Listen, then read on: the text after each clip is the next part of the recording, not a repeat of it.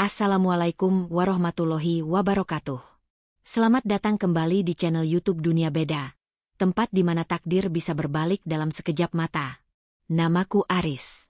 Pernahkah kalian membayangkan, niat hati yang tulus ingin memberikan boneka untuk keponakan tersayang, justru berakhir dengan kepungan masa yang beringas dan haus darah? Dalam satu malam, hidupku hancur lebur. Aku dituduh penculik, dipukuli, dan dipaksa menikahi wanita asing di bawah ancaman parang yang menempel di leher.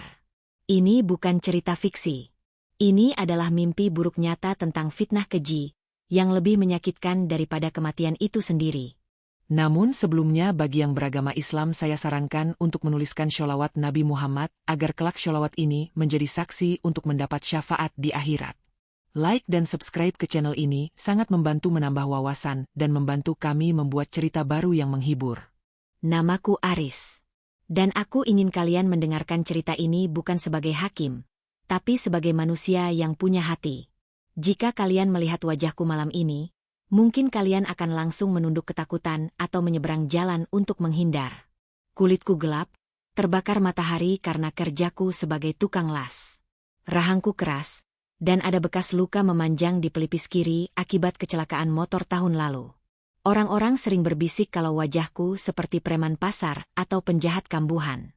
Padahal, demi Allah, seumur hidupku, membentak orang pun aku tidak tega. Bahkan menyakiti seekor kucing jalanan pun aku tidak mampu. Tapi malam itu, di tengah ramainya suasana alun-alun Kidul Yogyakarta, wajah inilah yang menjadi salah satu alasan kenapa hidupku hancur dalam sekejap mata.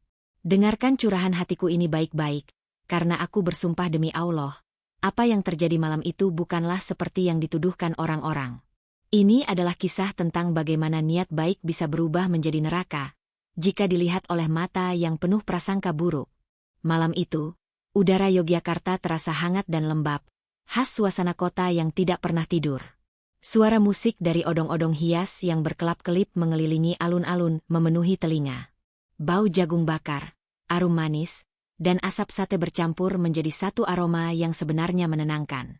Seharusnya, malam itu menjadi malam yang menyenangkan bagiku. Aku baru saja menerima gaji pertamaku setelah 3 bulan bekerja serabutan di sebuah bengkel las di daerah Bantul. Dengan uang yang pas-pasan itu, aku menyempatkan diri mampir ke pasar malam Sekaten yang kebetulan sedang digelar tidak jauh dari alun-alun. Aku punya satu tujuan sederhana. Aku ingin membelikan sesuatu untuk keponakan perempuanku satu-satunya, Rara, yang baru berusia 5 tahun. Dia sedang sakit demam di rumah kontrakan kakakku, dan dalam igauannya, dia merengek meminta boneka beruang. Kalian bisa bayangkan betapa kontrasnya pemandangan saat itu. Aku, seorang pria dewasa berwajah sangar dengan jaket denim lusuh yang bau oli, berjalan memeluk sebuah boneka beruang berwarna merah muda yang ukurannya cukup besar. Beberapa orang yang berpapasan denganku tersenyum mengejek, atau menatap curiga. Mungkin mereka berpikir aku sedang mabuk, atau mungkin mereka pikir orang sepertiku tidak pantas memegang benda selembut itu. Tapi aku tidak peduli. Sama sekali tidak peduli. Di kepalaku, aku hanya membayangkan senyum Rara saat aku pulang nanti. Aku membayangkan tangan mungilnya memeluk boneka ini dan melupakan rasa sakit demamnya. Demi Allah, hanya itu yang ada di pikiranku saat itu. Tidak ada niat jahat. Tidak ada rencana kriminal.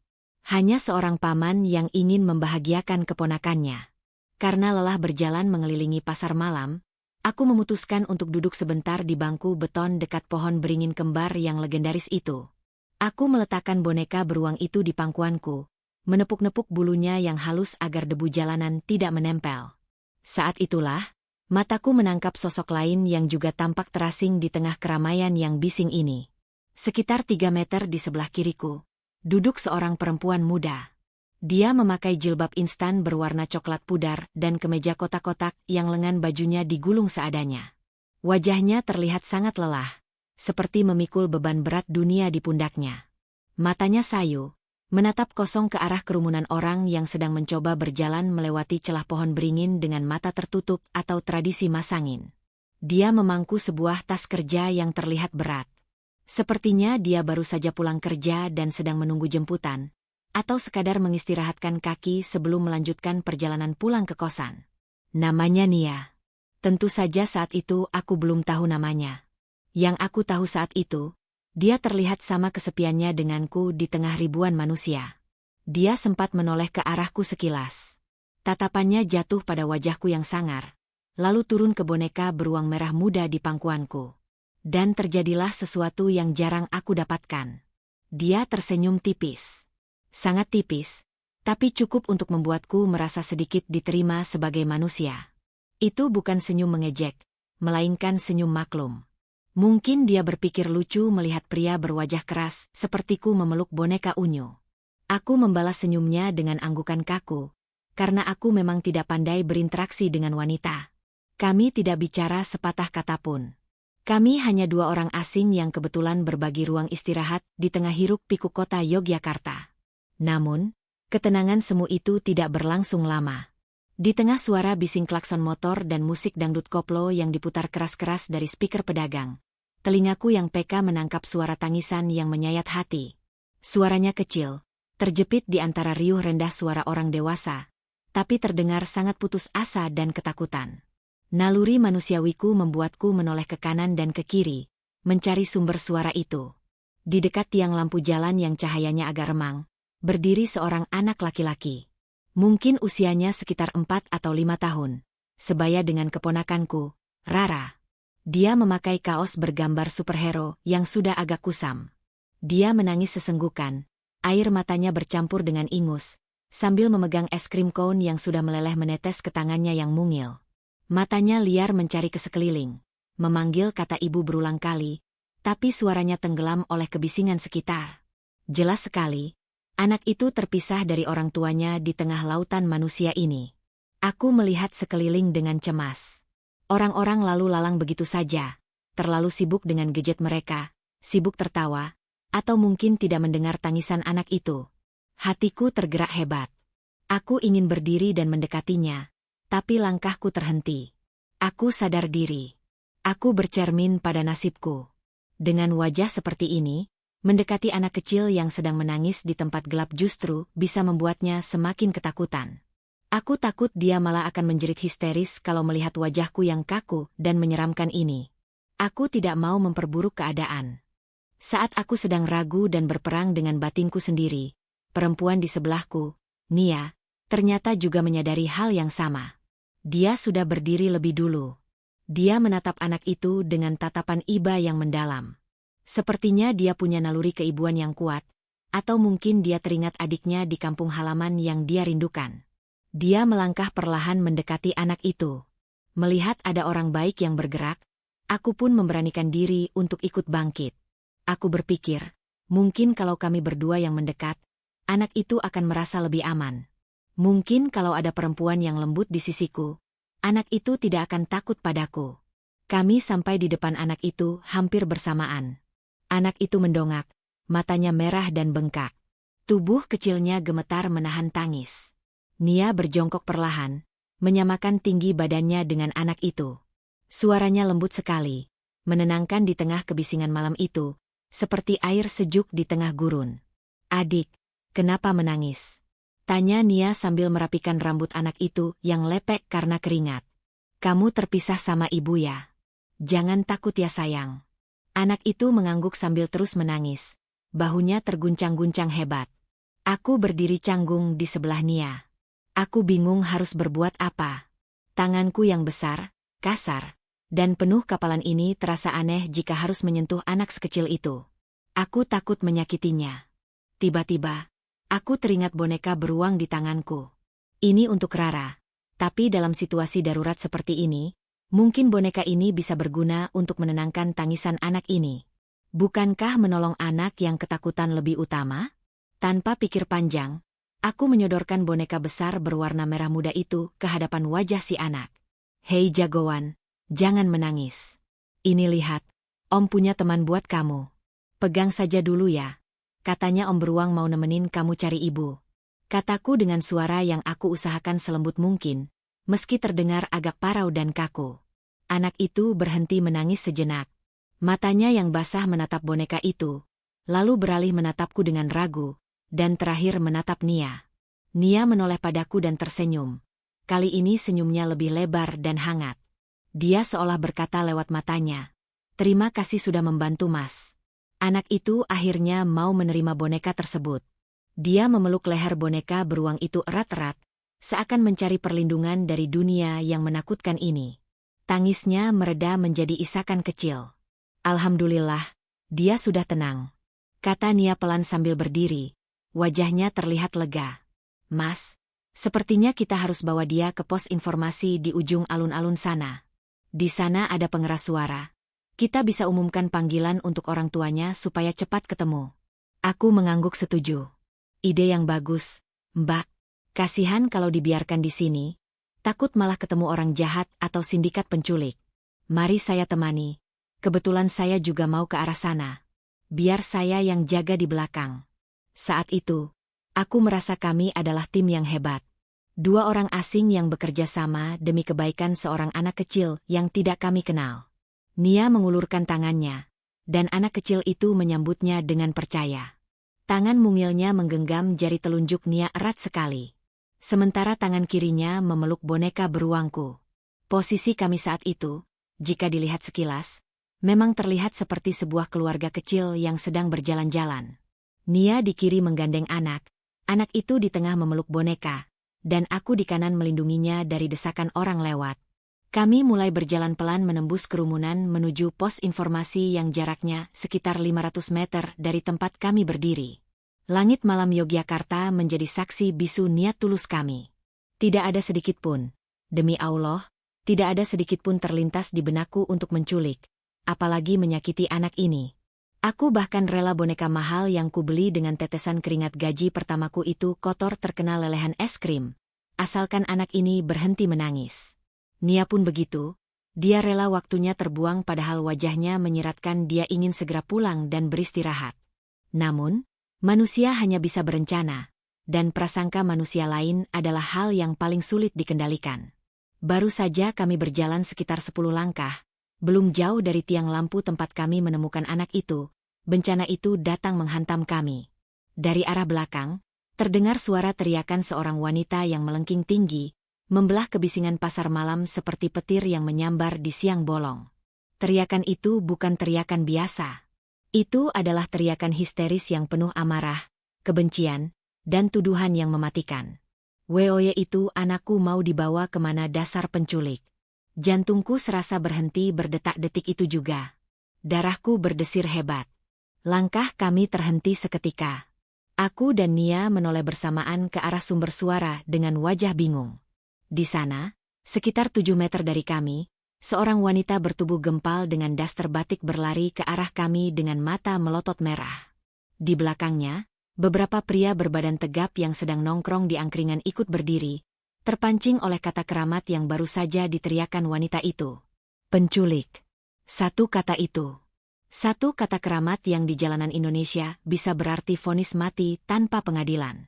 Satu kata yang bisa mengubah manusia biasa menjadi binatang buas. Aku melihat wajah Nia pucat pasi, seputih kapas. Genggaman tangannya pada anak kecil itu mengendur karena kaget luar biasa.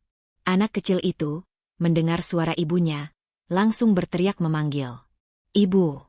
Tapi situasinya sudah tidak terkendali. Nasi sudah menjadi bubur. Sudut pandang orang-orang di sekitar kami sudah teracuni oleh teriakan pertama tadi. Mereka tidak melihat kami sebagai penolong yang sedang membawa anak hilang ke pos satpam. Yang mereka lihat dengan mata penuh curiga adalah seorang pria berwajah sangar seperti preman, dan seorang wanita yang menggandeng paksa anak kecil sambil memberikan boneka sebagai bujukan. Dalam hitungan detik, tatapan orang-orang di sekitar kami berubah total. Yang tadinya acuh tak acuh, kini berubah menjadi tatapan buas. Tatapan pemburu yang menemukan mangsa empuk. Aku mencoba mengangkat tangan, mencoba menjelaskan dengan suara bergetar. "Tunggu Bu, demi Allah ini salah paham. Kami cuma mau mengantar ke pos." "Bohong penculik anak, sindikat penculik anak, tangkap mereka habisi." Teriak wanita itu lagi, kali ini sambil menuding wajahku dengan telunjuknya yang gemetar penuh emosi. Dan saat itulah aku tahu, malam ini tidak akan berakhir baik. Kerumunan mulai merapat dengan cepat. Lingkaran manusia mulai terbentuk mengelilingi kami, menutup semua jalan keluar. Hawa panas bukan lagi berasal dari udara Yogyakarta, tapi dari napas-napas kemarahan warga yang siap meledak. Aku mundur selangkah, mendekat ke arah Nia yang kini mulai gemetar hebat dan menangis ketakutan. Boneka beruang yang masih dipegang anak itu kini terlihat bukan lagi sebagai hadiah tulus, melainkan seperti umpan jahat di mata orang-orang yang sudah dibutakan amarah. Aku menatap mata Nia, dan di sana aku melihat ketakutan yang sama denganku. Ketakutan akan kematian yang datang menjemput dari tangan massa yang mengamuk. Dunia berputar terlalu cepat. Detik itu, aku merasakan waktu seolah melambat, memberikan kesempatan bagi otakku untuk mencerna kengerian yang akan terjadi. Teriakan penculik itu bagaikan bensin yang disiramkan ke api unggun. Menyambar liar, membakar akal sehat siapa saja yang mendengarnya. Dalam sekejap mata, lingkaran manusia yang mengelilingi kami menyempit. Wajah-wajah yang tadinya ramah menikmati malam minggu, kini berubah menjadi topeng-topeng kemarahan. Mata mereka merah, urat leher mereka menonjol. Tidak ada lagi logika. Tidak ada lagi tabayun atau bertanya dulu. Yang ada hanyalah insting purba untuk menghancurkan apa yang mereka anggap sebagai ancaman. 1 detik aku masih berdiri tegak. Detik berikutnya, sebuah pukulan keras mendarat telak di rahang kananku. Bug! Pandanganku berkunang-kunang. Rasa asin dan amis langsung memenuhi mulutku. Darah segar mengalir dari sudut bibir. Aku terhuyung ke belakang, hampir menabrak Nia. "Mas Aris!" jerit Nia histeris. Suaranya melengking ketakutan. Tangannya menutup mulut, matanya terbelalak melihat darah yang menetes ke jaket denimku. "Jangan sakiti dia!" teriakku sekuat tenaga, mencoba merentangkan kedua tangan lebar-lebar untuk melindungi Nia di belakang punggungku. Aku tidak peduli dengan rasa sakit di wajahku. Yang aku pikirkan saat itu hanyalah Nia. Dia perempuan, dia kecil, dan dia tidak bersalah. Jika masa ini menyentuhnya, dia bisa mati. Hajar. Habisi. Jangan kasih ampun. Bakar saja sekalian. Teriakan-teriakan itu bersahutan, tumpang tindih dengan suara klakson yang semakin bising. Entah siapa yang memulai, tiba-tiba hujan pukulan dan tendangan datang dari segala arah. Aku meringkuk, menjadikan tubuhku tameng hidup bagi Nia. Aku merasakan benda keras, entah kayu atau helm, menghantam punggungku berkali-kali. Rasanya remuk. Tulang-tulangku menjerit kesakitan. "Ampun, Pak. Demi Allah kami bukan penculik." Teriakku di sela-sela pukulan, tapi suaraku hilang ditelan amarah massa. Wanita yang mengaku ibu anak itu menerobos masuk dengan beringas. Dia menyambar anaknya dari tangan Nia dengan kasar, seolah-olah Nia adalah penyakit menular. Anak itu menjerit kaget. Boneka beruang merah muda yang tadi dia pegang terlepas dan jatuh ke aspal yang kotor. Lalu, pemandangan yang paling menyakitkan hatiku terjadi. Di depan mataku yang mulai bengkak, aku melihat boneka beruang itu. Boneka yang kubeli dengan gaji pertamaku. Boneka yang seharusnya dipeluk Rara malam ini. Boneka itu terinjak-injak oleh puluhan kaki yang merangsek maju. Bulu halusnya yang merah muda kini hitam bercampur tanah dan ludah. Kepala boneka itu peyot, matanya lepas satu. Hancur. Sama seperti hancurnya harga diriku malam itu. Dasar wanita iblis. Tega-teganya mau jual anak orang. Umpat ibu itu sambil meludahi wajah Nia. Nia menangis histeris di balik punggungku, mencengkeram jaketku begitu kuat hingga kuku-kukunya menembus kain. Aku bisa merasakan tubuhnya gemetar hebat, seperti daun kering ditiup angin badai.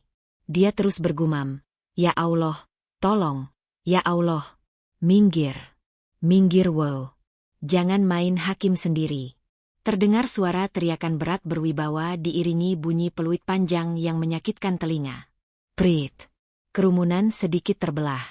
Seorang pria tua berpeci putih, mungkin tokoh masyarakat setempat atau Pak RT, bersama 2 orang petugas keamanan berseragam safari, berusaha sekuat tenaga menahan gelombang massa. "Mundur. Mundur semua. Bawa mereka ke pos RW sekarang. Jangan kotori tangan kalian. Serahkan ke yang berwajib." Teriak pria berpeci itu dengan wajah merah padam. Dia merentangkan tangannya, melindungi kami dari lemparan botol air mineral dan sisa makanan yang terus berdatangan. "Ayo cepat jalan," bentak salah satu petugas keamanan sambil mencengkeram lengan atasku kasar. Dia tidak menolongku dengan lembut. Dia menyeretku seperti menyeret karung beras. Nia ditarik oleh petugas satunya. Kami digiring paksa, setengah berlari, setengah diseret, membelah lautan manusia yang masih berusaha mencubit, memukul, atau sekadar meludahi kami. Sepanjang perjalanan pendek menuju sebuah bangunan kecil di sudut alun-alun itu, aku hanya menunduk. Aku tidak berani menatap mata orang-orang. Aku takut melihat kebencian di sana. Telingaku berdengung, tapi aku masih bisa mendengar caci maki mereka. Pasangan kumpul kebo pasti itu. Lihat tampangnya, kayak residivis. Kasihan mbaknya kalau dipaksa. Tapi kalau sekongkol ya matikan saja. Kami didorong masuk ke dalam sebuah ruangan sempit berukuran 3 kali 4 meter. Itu adalah pos RW atau balai pertemuan kecil. Pintunya langsung dikunci dan dipalang dari dalam oleh petugas keamanan. Brak! Suara pintu ditutup terasa seperti suara vonis penjara. Di luar, massa masih berkerumun. Mereka memukul-mukul kaca jendela, menggedor pintu, dan berteriak-teriak minta kami dikeluarkan. Kaca jendela bergetar hebat setiap kali dipukul, seakan-akan bisa pecah kapan saja dan menumpahkan lahar kemarahan ke dalam ruangan ini. Aku jatuh terduduk di lantai keramik yang dingin. Napasku memburu. Rasanya seperti ada pisau yang menusuk paru-paruku setiap kali aku menarik napas. Punggungku mati rasa. Wajahku perih bukan main. Aku menoleh ke samping. Nia duduk bersimpuh di pojok ruangan, memeluk lututnya. Jilbabnya miring, bajunya kusut, dan wajahnya basah oleh air mata yang tidak henti-hentinya mengalir. Dia terlihat sangat rapuh, seperti kaca yang sudah retak 1000. Maafkan saya, Mbak. Maafkan saya. Suaraku keluar seperti bisikan parau. Gara-gara boneka saya, kamu jadi terbawa masalah ini. Nia mengangkat wajahnya perlahan. Matanya bengkak. Dia menatapku, bukan dengan marah, tapi dengan tatapan putus asa yang menyayat hati. Bukan salah Mas. Kita cuma mau nolong. Kenapa mereka jahat sekali Mas? Kenapa mereka tidak mau dengar? Isaknya pilu. Sebelum aku sempat menjawab, pintu ruangan terbuka sedikit.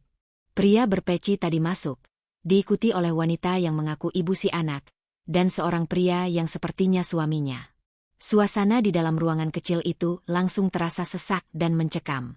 Udara terasa panas, penuh dengan emosi yang siap meledak lagi. Pak RT, ini buktinya. Lihat tampangnya. Preman ini pasti otaknya, dan perempuan ini umpannya. Teriak wanita itu, menunjuk wajahku dengan telunjuk yang masih gemetar. Tadi saya lihat dari jauh, mereka bisik-bisik, terus si perempuan narik tangan anak saya. Si laki-laki nyodorin boneka.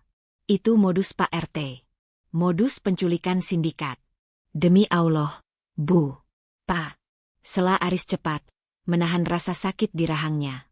Kami menemukan anak ibu menangis sendirian di dekat tiang lampu. Kami berniat membawanya ke sini, ke pos informasi. Tidak ada niat menculik sedikit pun. Alah, alasan klise. Bentak suami wanita itu. Kalau mau nolong kenapa dikasih boneka? Kenapa digandeng-gandeng? Kenapa tidak teriak panggil orang tuanya di situ? Karena ribut Pak. Anak bapak menangis histeris. Saya cuma mau menenangkan. Jawabku mencoba logis, meski aku tahu logika sudah mati di ruangan ini. Bohong. Kamu pasti pasangan suami istri kan? Atau pasangan kumpul kebo yang butuh duit. Ngaku. Desak Pak RT dengan nada tinggi, matanya menatap tajam ke arah Nia. Nia menggeleng kuat-kuat, air matanya berhamburan. Demi Allah Pak, saya tidak kenal Mas ini. Kami baru ketemu di bangku taman 5 menit sebelum kejadian. Saya baru pulang kerja Pak, sumpah demi orang tua saya di kampung. Tidak kenal kok duduk bareng. Tidak kenal kok kerjasama kasih boneka. Tidak kenal kok gandengan jalan bareng. Kalian pikir kami ini bodoh? Sergah wanita itu lagi, semakin memojokkan kami. Provokasi kata-katanya terdengar sampai keluar, membuat massa di luar semakin brutal menggedor dinding. Bakar. Bakar tempatnya kalau tidak keluar. Teriakan dari luar semakin mengerikan. Mereka mulai melempar batu. Perang. Kaca nako di bagian atas ventilasi pecah berantakan. Pecahannya berhamburan ke lantai. Nia menjerit dan menutup kepalanya. Aku refleks melompat dan memeluk Nia, melindunginya dari serpihan kaca. Lihat tuh Pak RT. Lihat. Masih bilang tidak kenal. Peluk-pelukan begitu. Pasti mereka pasangan mesum yang lagi cari mangsa. Teriak si provokator di luar yang mengintip dari celah jendela pecah. Posisi kami memang serba salah. Niatku melindungi Nia dari pecahan kaca. Justru terlihat seperti adegan romantis di mata mereka yang picik. Aku melepaskan pelukanku dengan canggung. Tapi sudah terlambat. Stempel sudah melekat.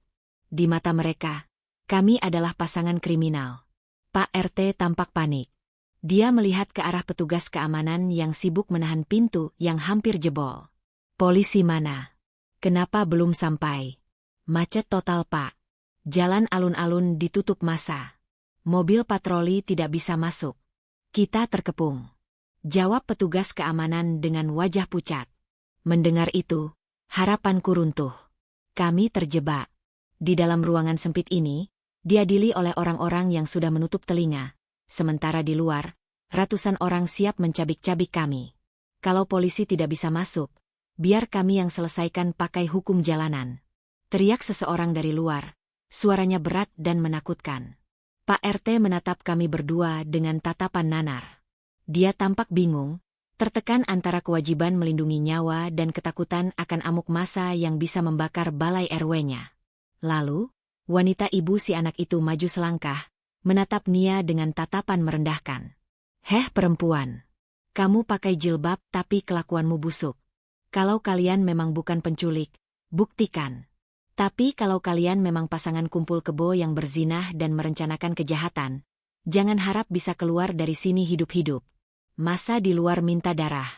Atau, ada satu cara untuk meredam mereka sementara. Wanita itu tersenyum licik. Sebuah senyuman yang membuat bulu kuduku berdiri. Apa maksud ibu? Tanya Nia lirih. Suaranya hampir hilang. Pak RT menarik napas panjang, lalu menatapku dan Nia bergantian. Situasi di luar sudah tidak terkendali. Mereka mengira kalian pasangan zinah yang menculik anak. Isu sensitif. Satu-satunya cara supaya mereka tidak membakar tempat ini dan membunuh kalian sekarang juga adalah kalian harus mempertanggungjawabkan perbuatan kalian. Apa maksud Bapak? Tanyaku tegas. Masa menuntut bukti kalau kalian bukan pasangan kumpul kebo. Tapi karena kalian sudah tertangkap basah berduaan dan melakukan hal mencurigakan, ada desakan dari warga. Desakan gila sebenarnya. Tapi mungkin ini satu-satunya cara menyelamatkan nyawa kalian malam ini. Pak RT menelan ludah, seolah berat mengatakannya. Kalian harus menikah. Sekarang juga. Di sini. Sebagai bukti tanggung jawab dan untuk menghapus aib kampung karena ada pasangan mesum tertangkap. Kalau kalian menolak, saya angkat tangan. Silakan hadapi masa sendiri di luar. Dunia seakan runtuh menimpa kepalaku. Menikah. Dengan wanita yang baru kutemui 10 menit lalu. Di tengah kepungan massa yang ingin membunuh kami. Ini gila. Ini tidak masuk akal. Aku menatap Nia. Dia syok berat. Mulutnya terbuka sedikit. Tapi tidak ada suara yang keluar. Wajahnya bukan lagi pucat, tapi seputih mayat. Dia menatapku dengan tatapan memohon, seolah berkata, Mas, tolong bangunkan aku dari mimpi buruk ini.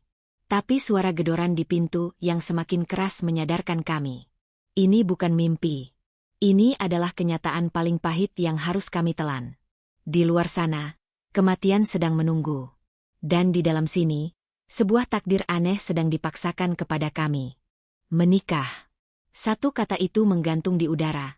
Terasa lebih berat daripada pukulan balok kayu yang tadi menghantam punggungku. Aku menatap Pak RT dengan tatapan tidak percaya. Apakah dunia sudah benar-benar gila? Apakah akal sehat sudah mati di kota berhati nyaman ini? Bagaimana mungkin sebuah institusi sakral bernama pernikahan, yang seharusnya dibangun di atas cinta dan doa, kini dijadikan tameng darurat untuk meredam amarah massa yang salah paham? Gila. Bapak gila. Teriak Nia tiba-tiba. Dia bangkit berdiri, meski kakinya gemetar hebat. Matanya nyalang menatap Pak RT. Saya punya masa depan Pak. Saya punya orang tua yang menunggu di kampung. Saya tidak mau menikah dengan orang asing ini. Saya tidak mau. Nia menangis histeris. Suaranya parau menyayat hati. Dia mundur sampai punggungnya menabrak lemari arsip besi. Dia memandangku seolah aku adalah monster yang akan menelan hidupnya. Dan demi Allah, tatapan itu menyakitkan sekali. Aku bukan monster. Aku juga korban di sini. Masa di luar tidak peduli masa depanmu. Enduk. Potong Pak RT dengan nada tinggi, keringat sebesar biji jagung mengalir di pelipisnya. Dengar suara itu. Dengar. Brak. Duar. Sesuatu meledak di luar. Sepertinya ada yang melempar petasan atau botol bensin ke arah tembok pos. Asap putih mulai masuk dari celah ventilasi yang pecah. Bau mesiu dan bensin menyengat hidung. Teriakan bakar. Bakar semakin menggema. Seperti mantra kematian yang dinyanyikan ratusan orang. Mereka sudah hilang akal. Lanjut Pak RT.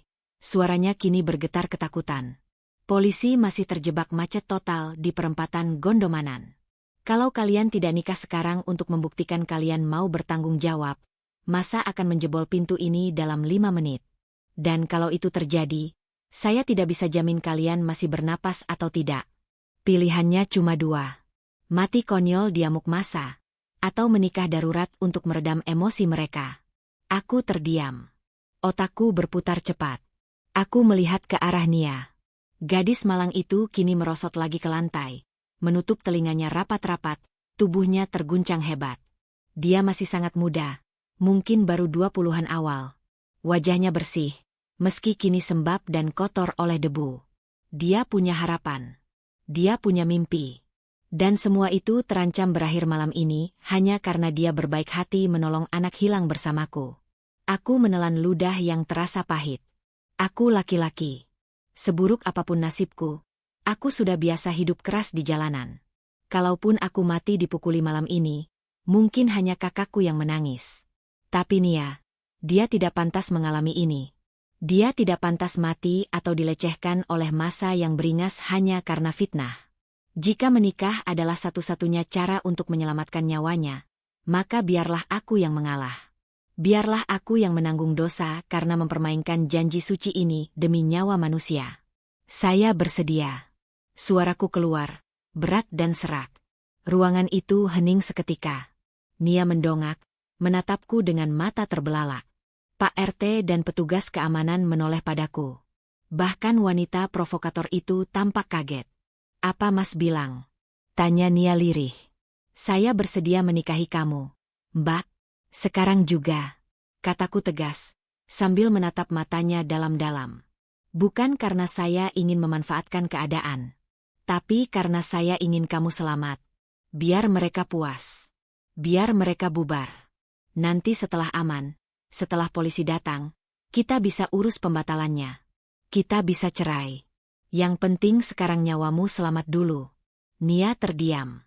Air matanya terus mengalir. Tapi dia tidak membantah lagi. Dia melihat ke arah pintu yang terus digedor. Dia tahu, tidak ada pilihan lain. Perlahan, sangat perlahan, dia mengangguk. Anggukan pasrah yang meremukkan hatiku. Baik. Kalau begitu cepat. Pak Yanto, panggil Modin Pasar yang tadi lagi ngopi di warung sebelah. Lewat pintu belakang. Cepat. Perintah Pak RT pada salah satu petugas keamanan. Petugas itu berlari keluar lewat pintu kecil di belakang yang tembus ke gang sempit. Sementara itu, Pak RT menyuruh kami duduk berhadapan di lantai. Tidak ada pelaminan. Tidak ada dekorasi bunga. Yang ada hanya lantai keramik kotor, pecahan kaca, dan bau keringat ketakutan. Wanita provokator tadi, ibu si anak, berdiri di sudut ruangan sambil bersedekap. Dia tersenyum sinis, seolah merasa menang karena berhasil memaksa kami tunduk pada kemauannya. Dia mengeluarkan ponselnya, merekam kami. Ayo, biar viral sekalian. Biar semua orang tahu tampang penculik yang tobat. Ejeknya. Ingin sekali aku merampas ponsel itu dan membantingnya, tapi aku menahan diri. Emosi hanya akan memperburuk keadaan. 5 menit terasa seperti 5 tahun. Akhirnya, petugas keamanan kembali membawa seorang pria tua berkopiah hitam yang tampak ngos-ngosan. Itu Pak Modin, petugas agama setempat. Dia tampak bingung melihat situasi kacau ini. Tapi setelah dibisiki Pak RT, wajahnya berubah serius. Dia menatap kami berdua dengan iba. Ini darurat syari. Nyawa taruhannya. kata Pak Modin sambil membuka tas selempangnya, mengeluarkan sebuah buku catatan kecil yang kumal. Siapa nama kalian? Aris Prasetyo, Pak. Jawabku. Nia. Kurniawati. Jawab Nia. Suaranya hampir tidak terdengar. Wali nikahnya tidak ada. Jarak jauh. Kondisi genting.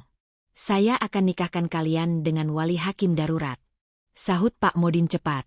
Mas Aris, ada mahar. Apa saja? Uang, barang, apa saja yang ada di badanmu sekarang. Syarat sah nikah harus ada mahar. Aku merogoh saku celana jeansku. Tanganku gemetar saat mengeluarkan dompet kulit imitasi yang sudah sobek di ujungnya. Aku membukanya. Kosong. Uang gajianku tadi sudah habis untuk membeli boneka beruang sialan itu, ongkos bus, dan makan malam. Yang tersisa hanya selembar uang Rp20.000 dan 2 koin 500-an. Hanya ini, Pak. Kataku malu, meletakkan uang lusuh itu di lantai. Rp21.000. Nia menutup wajahnya dengan kedua tangan, menangis semakin keras. Hatiku hancur melihatnya. Seorang wanita, dinikahi paksa di pos satpam, dengan mahar sisa uang receh. Ini adalah penghinaan terbesar bagi seorang wanita, dan akulah penyebabnya. Cukup. Yang penting ada nilai tukarnya. Sah, kata Pak Modin tegas. Dia tidak mau membuang waktu. Suara teriakan di luar semakin menjadi-jadi. Ada bau asap yang semakin tebal. Pak Modin menjabat tanganku erat. Tangannya kasar tapi hangat. Dia menatap mataku tajam, mencoba menyalurkan kekuatan. Aris Prasetyo bin, siapa nama bapakmu? Slamet, Pak. Bin Slamet. Istighfar dulu. Syahada. Aku mengikuti instruksinya seperti robot. Astagfirullahaladzim. Asyhadu an la ilaha illallah, wa asyhadu anna Muhammadar Rasulullah. Suaraku bergetar hebat. Jantungku berdetak begitu kencang hingga rasanya sakit di dada. Aku melirik Nia. Dia menunduk dalam-dalam, air matanya menetes membasahi roknya. Dia tidak berani melihatku. Dia tidak berani melihat prosesi yang akan mengikat hidupnya dengan pria asing yang dibencinya ini. Saudara Aris Prasetyo bin Slamet. Suara Pak Modin lantang, mengalahkan suara gedoran di pintu. Saya nikahkan dan saya kawinkan engkau dengan saudari Kurniawati binti. Siapa nama bapakmu enduk? Tanya Pak Modin ke Nia. Hasan. Jawab Nia lirih. Binti Hasan, dengan mas kawin uang tunai Rp21.000 dibayar tunai. Genggaman tangan Pak Modin mengencang, memberi kode padaku untuk segera menjawab dalam satu tarikan napas. Ini adalah momen penentuan. Saat di mana aku menyerahkan sisa kebebasanku demi nyawa perempuan di hadapanku. Aku menarik napas panjang, menghirup bau asap dan debu, lalu mengucapkannya. Saya terima nikahnya dan kawinnya Kurniawati binti Hasan dengan mas kawin tersebut dibayar tunai. Sah, teriak Pak Modin. Sah, sahut Pak RT dan 2 petugas keamanan serempak. Alhamdulillahirobbilalalalalalalalalalalalalalalalalalalal. Pak Modin langsung memimpin doa singkat. Doa yang terdengar aneh di telingaku. Biasanya doa nikah penuh dengan harapan bahagia, sakinah mawaddah warahmah. Tapi doa kali ini terdengar seperti doa tolak bala. Doa memohon perlindungan dari mara bahaya. Setelah kata amin diucapkan, suasana hening sejenak di dalam ruangan. Aku melepaskan tangan Pak Modin. Telapak tanganku basah oleh keringat dingin. Aku menoleh ke arah Nia. Dia sudah resmi menjadi istriku. Istriku. Kata itu terasa asing dan menakutkan. Nia perlahan mengangkat wajahnya. Matanya bertemu dengan mataku. Tidak ada binar cinta di sana. Yang ada hanya tatapan kosong, syok, dan ketakutan yang mendalam. Dia melihatku bukan sebagai suami, tapi sebagai simbol dari trauma terberat dalam hidupnya. Cium tangan suamimu. Biar warga di luar lihat.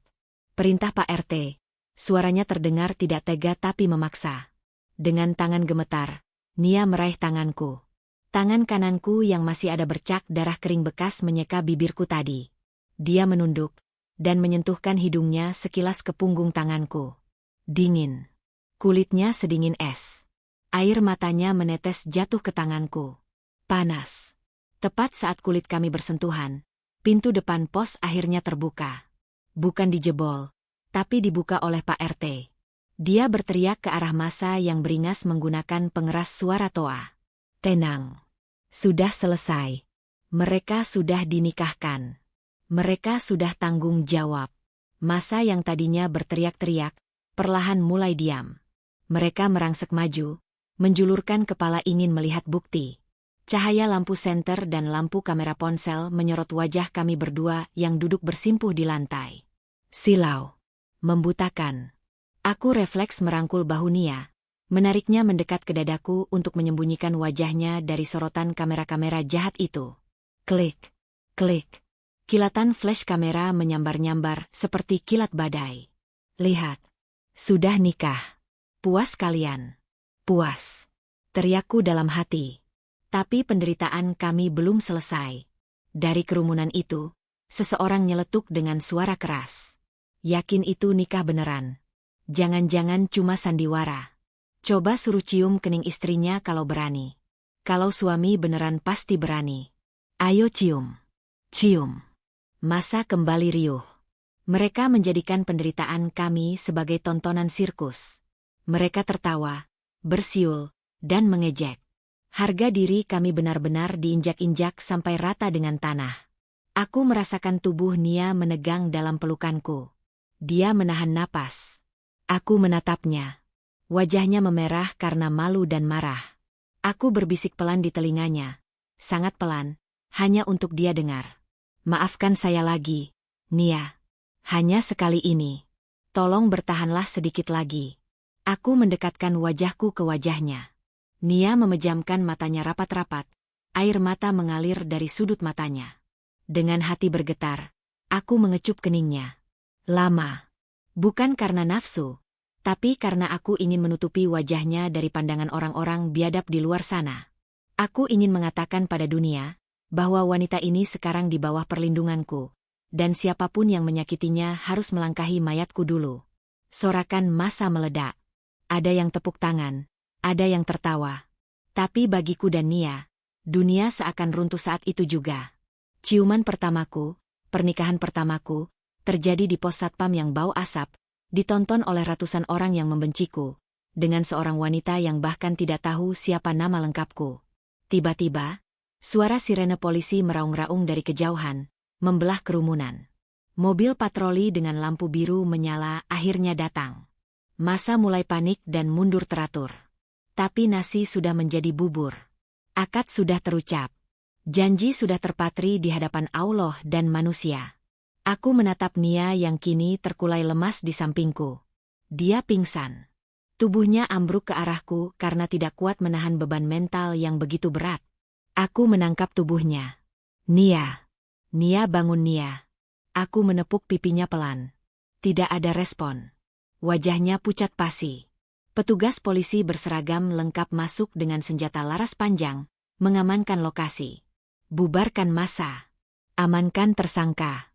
Perintah komandan polisi. Tersangka.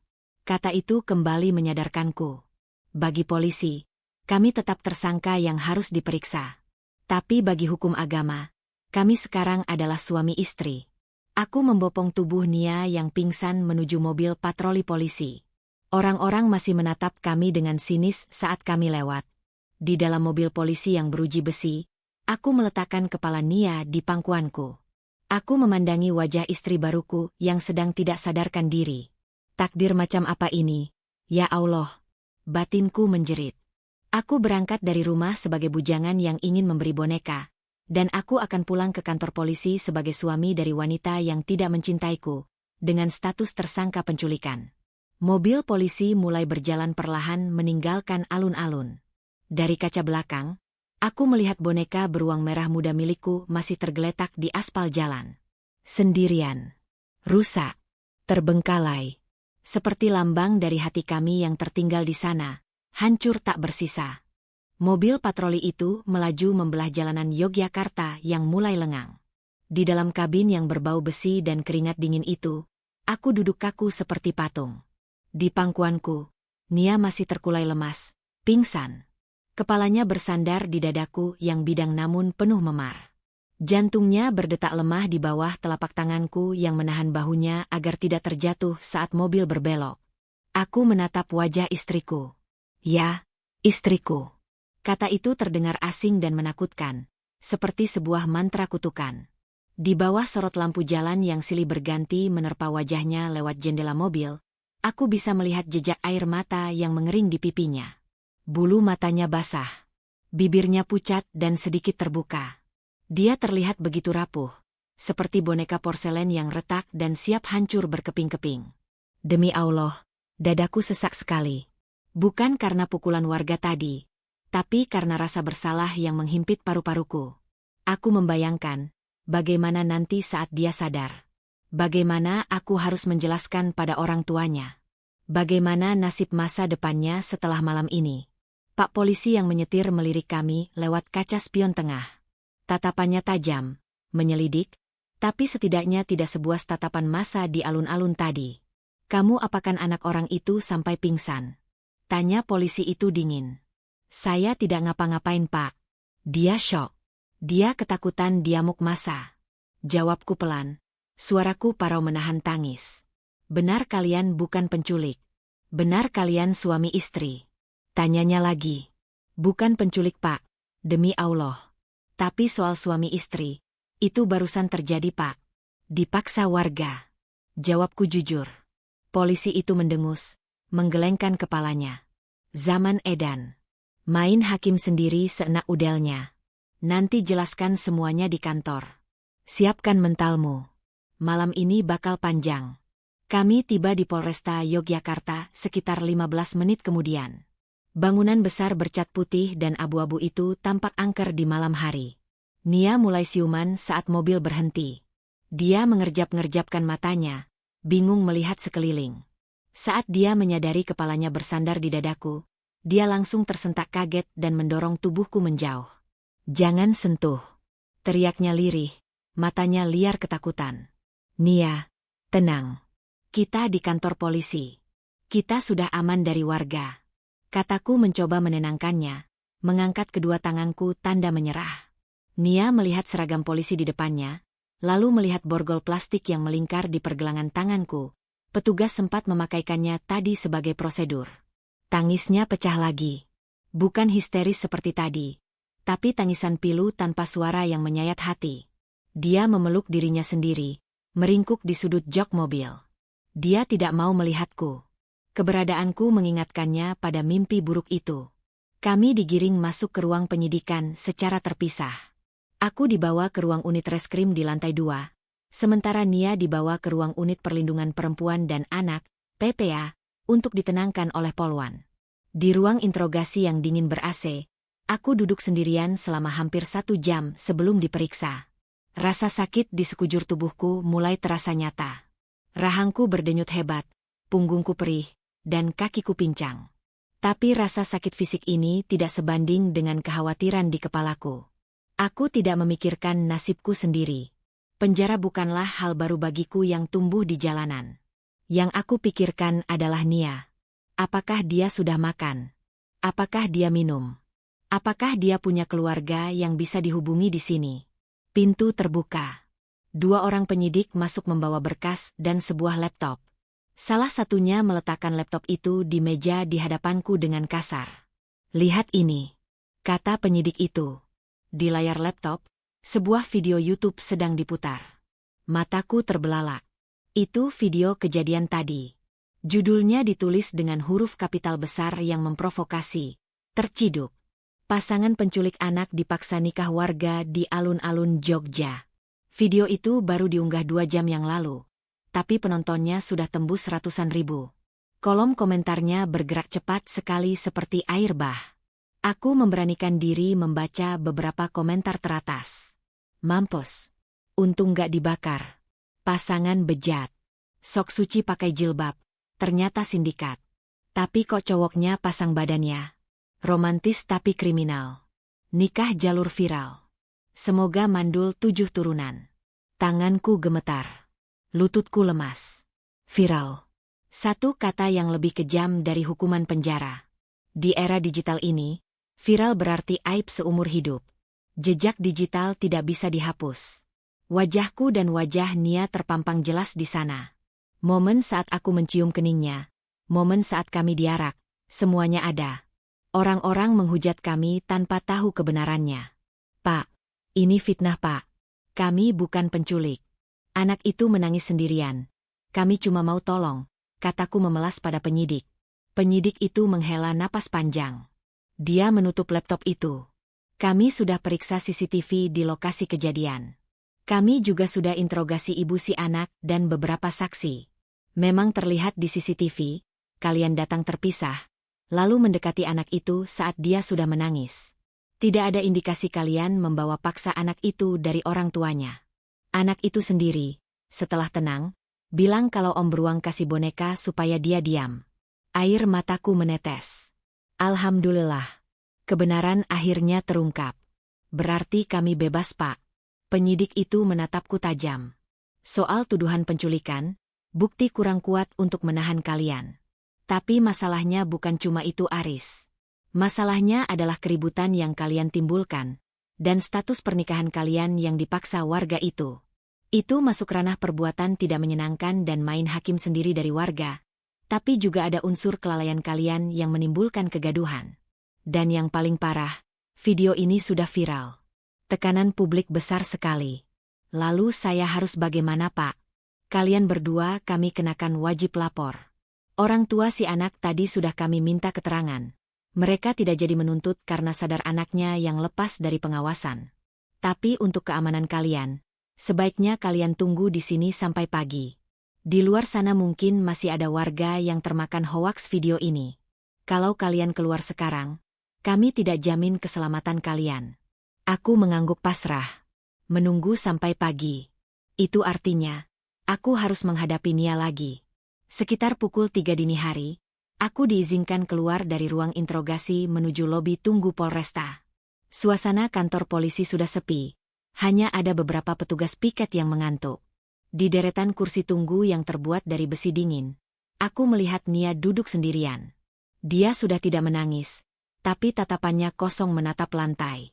Dia memegang segelas air mineral yang isinya masih utuh. Jilbabnya masih berantakan. Saat dia mendengar langkah kakiku yang pincang mendekat, bahunya menegang. Aku berhenti 3 langkah darinya. Aku tidak berani duduk di sebelahnya. Aku memilih berdiri bersandar di tembok, menjaga jarak sopan. Nia, panggilku pelan. Dia tidak menoleh. Polisi bilang kita boleh pulang besok pagi. Tuduhan penculikannya tidak terbukti. Hening. Hanya suara dengungan nyamuk yang terdengar. Nia, maafkan saya. Aku tahu kata maaf tidak cukup. Gara-gara saya. Gara-gara kamu, potong Nia tiba-tiba. Suaranya dingin. Datar, tanpa emosi. Dia menoleh perlahan menatapku. Matanya merah dan bengkak. Gara-gara kamu, aku tidak bisa pulang ke kampung. Gara-gara kamu, wajahku ada di semua handphone orang Indonesia sekarang. Bapakku di kampung punya penyakit jantung, Mas. Kalau dia lihat video itu, kalau dia tahu anaknya dituduh penculik dan dinikahkan paksa sama preman, dia bisa mati. Kata-kata itu menampar wajahku lebih keras dari pukulan siapapun. Aku tahu. Aku akan tanggung jawab. Aku akan jelaskan ke orang tuamu. Tanggung jawab. Nia tertawa getir. Tawa yang terdengar sangat menyakitkan.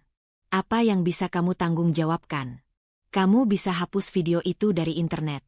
Kamu bisa kembalikan nama baikku. Kamu bisa batalkan pernikahan konyol tadi. Tidak bisa kan? Sekarang, secara agama, aku ini istrimu. Istri dari orang yang bahkan aku tidak tahu nama lengkapnya sejam yang lalu. Kamu menghancurkan hidupku, Mas. Kamu menghancurkan semuanya. Aku terdiam. Lidahku keluh. Dia benar. Aku tidak bisa memperbaiki apa yang sudah rusak. Tiba-tiba ponsel Nia yang ada di pangkuannya bergetar panjang. Layarnya menyala. Tertera nama Bapak di sana. Jantungku seperti berhenti berdetak. Nia menatap layar ponsel itu dengan wajah pucat pasi. Tangannya gemetar hebat, tidak berani menyentuhnya. Panggilan itu mati, lalu berdering lagi seketika. Angkat, Nia. Mungkin penting. Bisikku. Nia menggeleng kuat-kuat, Air matanya tumpah lagi. Aku takut, Mas. Aku takut Bapak marah. Aku takut Bapak kecewa. Biar saya yang bicara, kataku nekat. Aku melangkah maju, hendak mengambil ponsel itu. Jangan, bentak Nia sambil menyambar ponselnya dan memeluknya di dada. Jangan sentuh barang-barangku. Jangan ikut campur urusan keluargaku. Kamu orang asing, Mas. Kamu cuma orang asing yang kebetulan ada di tempat yang salah bersamaku. Aku mundur lagi, mengangkat tangan. Baik, baik. Saya tidak akan sentuh. Ponsel itu akhirnya berhenti berdering. Tapi kemudian muncul notifikasi pesan WhatsApp. Nia membacanya sekilas, lalu tangisnya pecah menjadi raungan yang tertahan. Dia membekap mulutnya sendiri agar suaranya tidak keluar. Tubuhnya terguncang hebat di kursi besi itu. Ada apa? Tanyaku khawatir, melupakan larangannya untuk mendekat. Aku berlutut di depannya, tapi tidak menyentuhnya. Nia, ada apa? Apa kata Bapak? Nia menyodorkan layar ponselnya ke wajahku dengan tangan gemetar. Di sana ada pesan singkat dari bapaknya yang membuat darahku mendidih dan membeku di saat bersamaan. Enduk, Bapak sudah lihat videonya di grup Wadesa. Tetangga-tetangga pada datang ke rumah. Ibu pingsan. Bapak malu, Enduk. Bapak tidak sanggup keluar rumah. Kalau benar kamu sudah nikah sama orang itu, jangan pulang dulu. Bapak belum siap terima aib ini. Jaga dirimu. Pesan itu singkat, tapi dampaknya mematikan. Nia diusir secara halus. Pintu rumahnya tertutup karena fitnah yang kami alami. Aku tidak punya tempat pulang, Mas. Bisik Nia putus asa. Suaranya hilang ditelan isak tangis. Aku diusir. Kos-kosan ibu kos pasti juga sudah tahu. Aku tidak berani balik ke sana. Takut digerebek warga lagi. Aku harus kemana, Mas? Aku sendirian di sini. Melihat keputusasaan di mata istriku ini, timbul keberanian aneh dalam diriku. Rasa sakit di tubuhku hilang entah kemana. Naluri lelakiku untuk melindungi bangkit sepenuhnya. Aku berdiri tegak, menatapnya tajam. Kamu tidak sendirian, kataku tegas. Nia mendongak, menatapku bingung. Kamu tidak sendirian, Nia. Sekarang kamu istri saya. Tanggung jawabmu ada di pundak saya. Kalau dunia menolakmu, kalau bapakmu menutup pintu, kalau ibu kos mengusirmu, kamu ikut saya. Ikut kamu. Kemana? Tanya Nia ragu. Ke rumah saya. Rumah kontrakan kecil di pinggir Kali Kot. Memang bukan istana, kumuh, sempit, tapi di sana aman. Tidak ada yang akan menyakitimu di sana. Kakak perempuan saya ada di sana. Dia orang baik, dia pasti mengerti. Kamu bisa tinggal di sana sampai situasi tenang. Saya akan tidur di luar, di teras, atau di pos ronda. Saya tidak akan menyentuhmu seujung kuku pun. Saya janji demi nama Allah. Nia terdiam lama. Dia menatap mataku, mencari kebohongan di sana. Dia mencari tanda-tanda niat jahat. Tapi aku membuka mataku lebar-lebar, membiarkan dia melihat kejujuran dan rasa bersalahku. Dia tidak punya pilihan. Uang tidak ada, baterai ponsel sekarat, diusir keluarga, dan diburu stigma masyarakat. Di kota besar ini, dia sebatang kara. Dan satu-satunya pelampung yang tersedia di lautan badai ini hanyalah aku. Pria yang dia benci, tapi juga satu-satunya pria yang terikat janji suci dengannya malam ini. Dengan ragu, Nia mengangguk pelan. Sangat pelan. Janji jangan sentuh aku. Janji jangan macam-macam. Saya janji. Demi nyawa saya. Jawabku mantap. Adzan subuh mulai berkumandang dari Masjid Polresta. Suaranya syahdu, memanggil jiwa-jiwa yang lelah untuk bersujud. Ayo kita sholat subuh dulu. Setelah itu kita pulang. Ajakku. Kami berjalan beriringan menuju musola kecil di sudut kantor polisi. Jalannya tertatih-tatih karena lelah. Jalanku pincang karena luka. Kami seperti dua prajurit yang kalah perang, berjalan menuju pengasingan.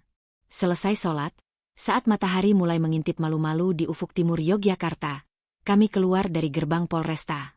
Tidak ada mobil mewah yang menjemput. Tidak ada pesta.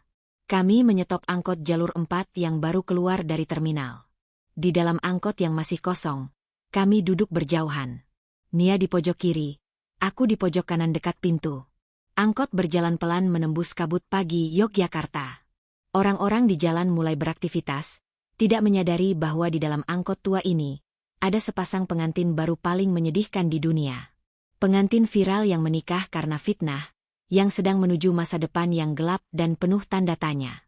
Dan jauh di lubuk hatiku, muncul pertanyaan besar. Apakah pernikahan paksa ini akan berakhir menjadi bencana? Atau justru menjadi awal dari takdir lain yang disiapkan Allah untuk kami? Apakah cinta bisa tumbuh di tanah yang gersang dan penuh duri kebencian ini? Angkot tua berwarna oranye itu berhenti tepat di ujung jembatan Gondolayo. Mesinnya menderu kasar, memuntahkan asap hitam yang langsung disapu angin pagi. "Sudah sampai, Mas," teriak sopir angkot tanpa menoleh. Aku membayar ongkos dengan sisa uang receh terakhirku. Tangan Nia masih gemetar saat aku membantunya turun. Bukan karena dia mau memegang tanganku, tapi karena kakinya terlalu lemas untuk menapak aspal. "Selamat datang di duniaku, Nia," bisikku dalam hati. Kami tidak berjalan menuju gedung-gedung bertingkat atau perumahan nyaman. Aku memimpin jalan menuju sebuah gang sempit di samping jembatan. Gang yang menurun curam menuju bantaran Sungai Kot. Ini adalah perut kota Yogyakarta. Di atas sana, di jalan raya, adalah wajah kota yang cantik dan berbudaya. Tapi di sini, di bawah jembatan, adalah tempat orang-orang sepertiku bertahan hidup, berdesak-desakan berebut oksigen. Nia berhenti sejenak di ujung tangga semen yang licin dan berlumut. Dia memandang ke bawah, ke arah lautan atap seng berkarat yang saling tumpang tindih.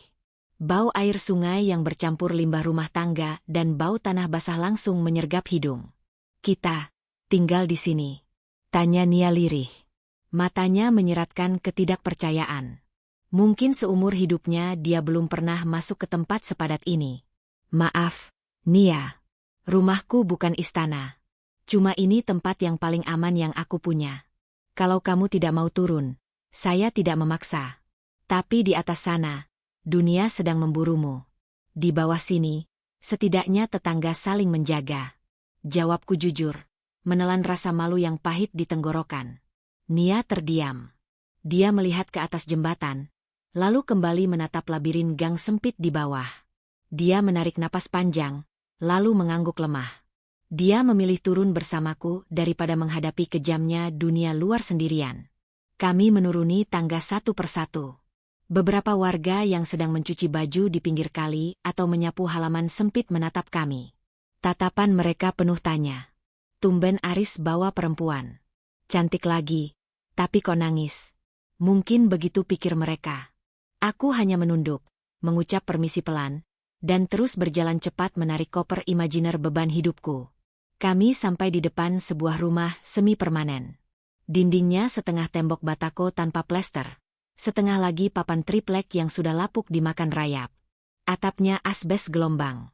Di teras yang hanya selebar 1 meter, ada tumpukan barang rongsokan yang belum sempat kakakku jual. "Assalamualaikum," ucapku pelan sambil mengetuk pintu kayu yang catnya sudah mengelupas. Hening sebentar. Lalu terdengar langkah kaki terburu-buru dari dalam. Pintu terbuka. "Waalaikumsalam." "Astagfirullah, Aris.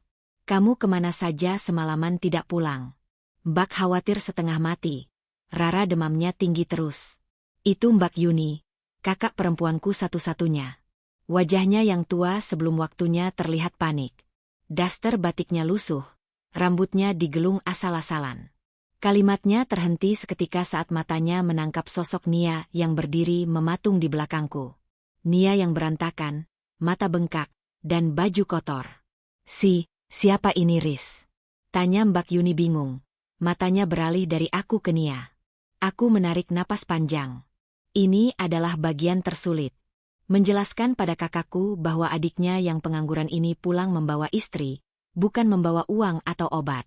"Mbak, ini Nia. Dia istriku, Mbak."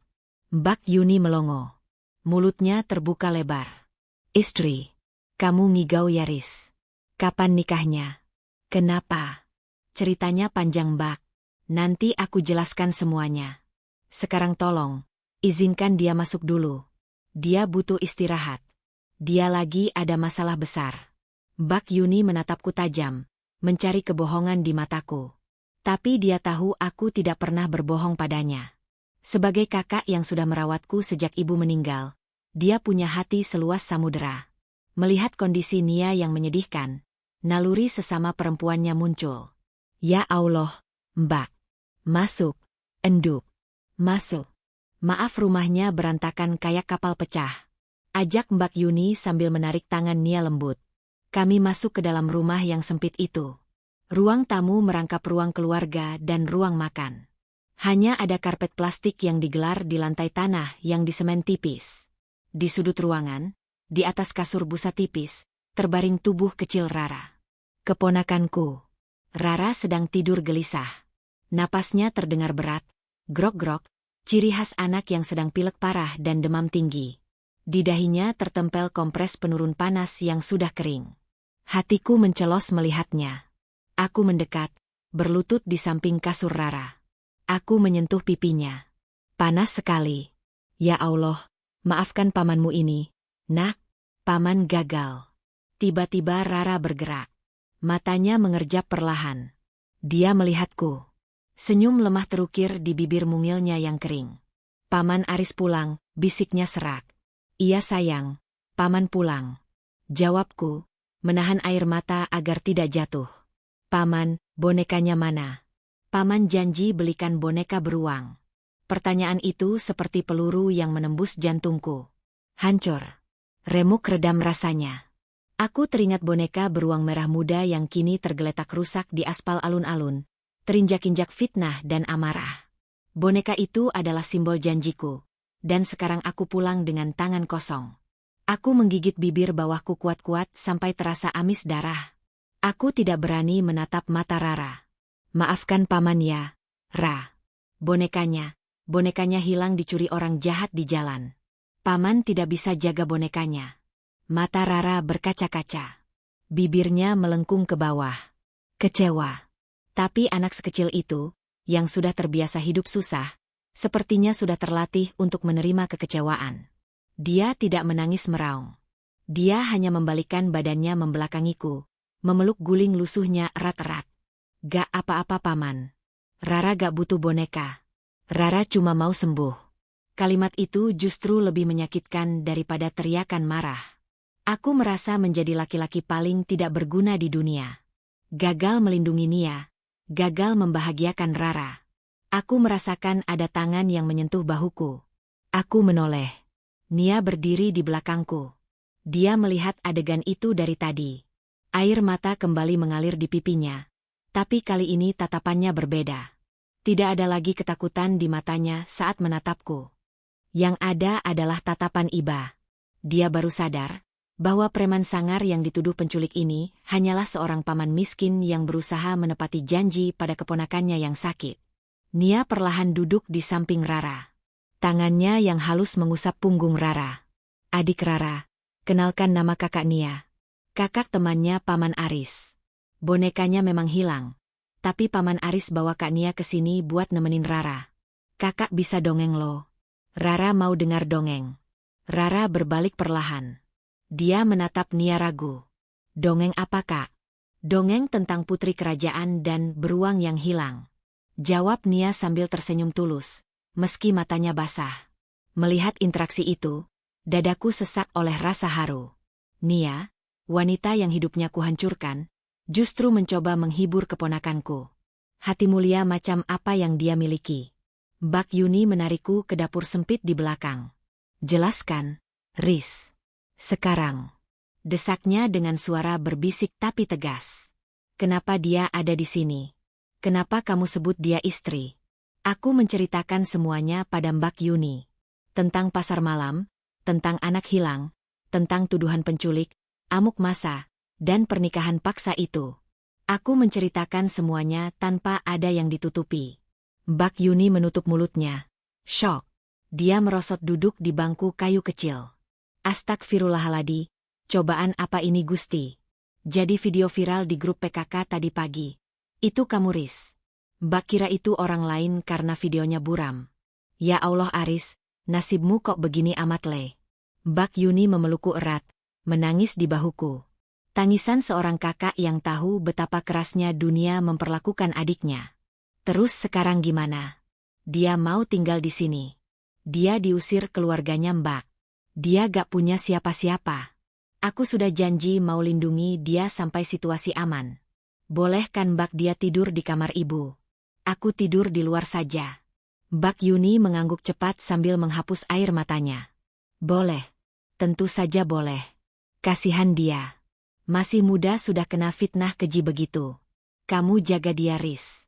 Meskipun nikahnya paksa, dia sekarang tanggung jawabmu dunia akhirat.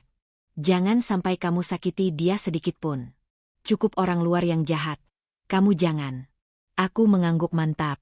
Itu sumpahku, Mbak. Malam itu, suasana di rumah kecil kami terasa canggung namun hangat.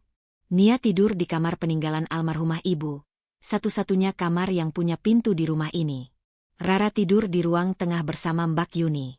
Sedangkan aku, menggelar tikar pandan di teras depan, ditemani nyamuk dan suara aliran sungai Kout. Sebelum tidur, Nia sempat keluar sebentar membawa segelas air hangat. Dia menghampiriku di teras. Mas, panggilnya pelan. Aku langsung bangkit duduk. Ya, Nia. Ada apa? Kurang nyaman ya kasurnya? Bukan. Nia menggeleng. Dia duduk di bangku kayu kecil di seberangku. Jarak kami hanya 1 meter. Tapi terasa seperti ada tembok kaca yang memisahkan. Aku cuma mau bilang makasih. Tadi aku dengar Mas Aris cerita ke Rara soal boneka itu. Maaf ya Mas. Tadi malam aku sempat berpikir Mas Aris orang jahat. Aku sempat berpikir Mas Aris memang komplotan penculik. Ternyata Mas Aris cuma paman yang sayang sama keponakan. Aku tersenyum kecut. Tampangku memang tidak meyakinkan. Nia, wajar kalau kamu curiga. Nia menunduk, memainkan ujung gelas di tangannya. Mas, soal pernikahan ini, bapakku malu. Tetanggaku membuli. Karirku di kantor mungkin tamat karena aku viral sebagai penculik. Aku bingung masa depanku gimana.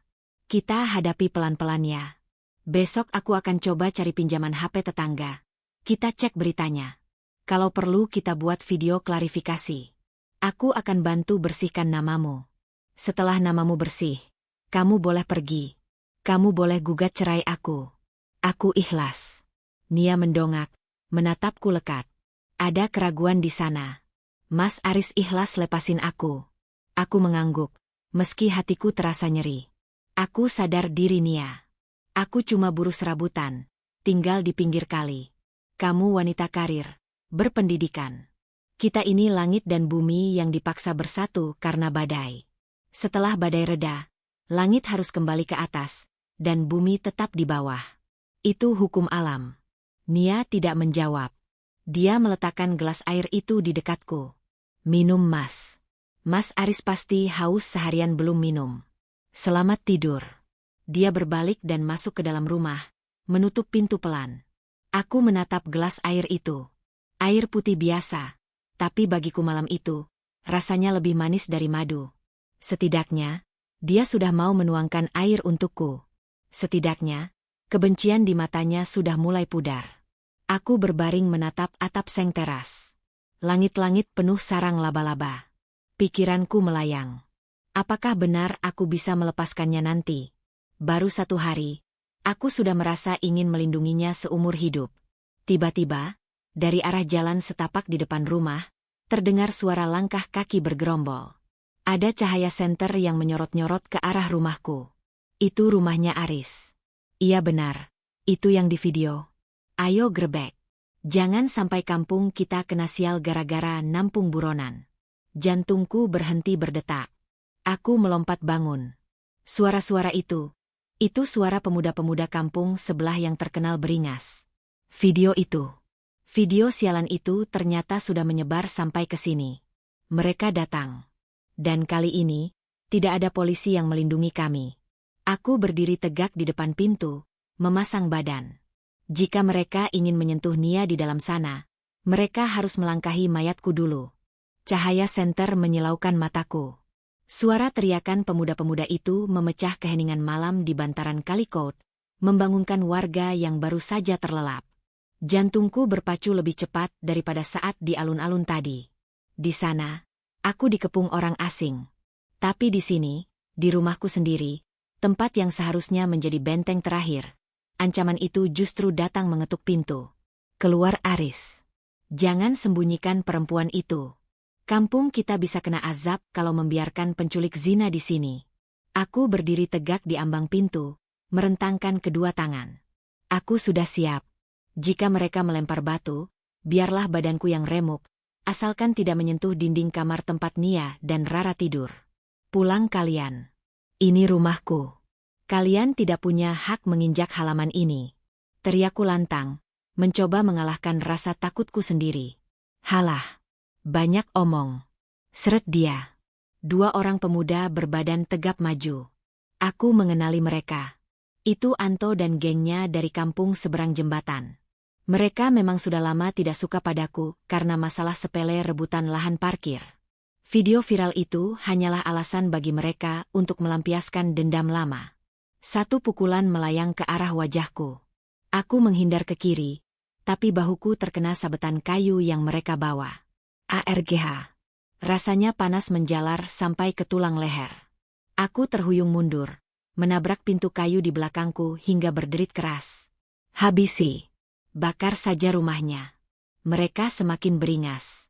Anto sudah mengangkat jerigen kecil yang entah berisi bensin atau minyak tanah. Nyawaku terasa sudah di ujung tanduk. Aku memejamkan mata, bersiap menerima nasib. Maafkan aku Nia. Maafkan aku Mbak Yuni. Aku gagal menjaga benteng ini. Hentikan. Suara itu bukan suaraku. Bukan suara Mbak Yuni. Itu suara yang bening, tegas, dan penuh wibawa, meski sedikit bergetar. Hening. Aku membuka mata. Di sampingku, berdiri Nia. Dia keluar. Dia tidak sembunyi.